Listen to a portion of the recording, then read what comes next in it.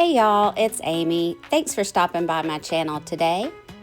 I'm upcycling a 20 by 20 canvas today, and we are going to do a pink cloud pour. And I wanted to use the newest gold from this little piggy pigment called Gilded. And I use it and it turns out in the center, but I wish I'd used more of it, guys. It is the prettiest gold, but you'll see it at the end. But if you decide to try to create one of these yourself, add that gold in somewhere else in another layer. It really turns out beautiful.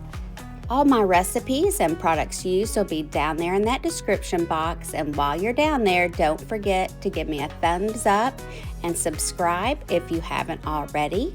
I also have some links to my favorite products down there. But for now, I'm just gonna hush up and let you guys watch, and I'll jump back in at the end and we'll look at those dried results. Whoops, I almost forgot.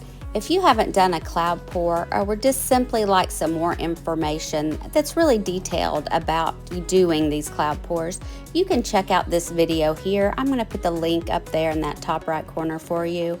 And that's just a good basic how-to beginners video. Be sure and check that one out.